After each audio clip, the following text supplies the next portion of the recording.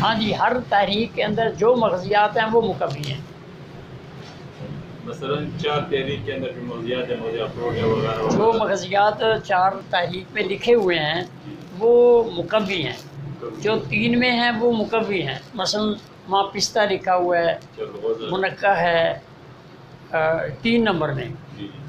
इसी तरह अंजीर है, तो ये फल हैं, मुकव्वियात हैं ये।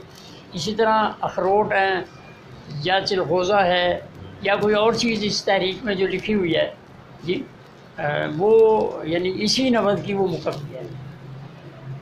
इसी तरह 5 नंबर में जो जो मग़ज़ियात हैं वो 5 है, जो 6 में है वो 6 में, जो 1 में, यानी मग़ज़ियात आप तलाश करेंगे आपको ज़रूर मिलेंगे। 2 तहरीक में जी मग़ज़ियात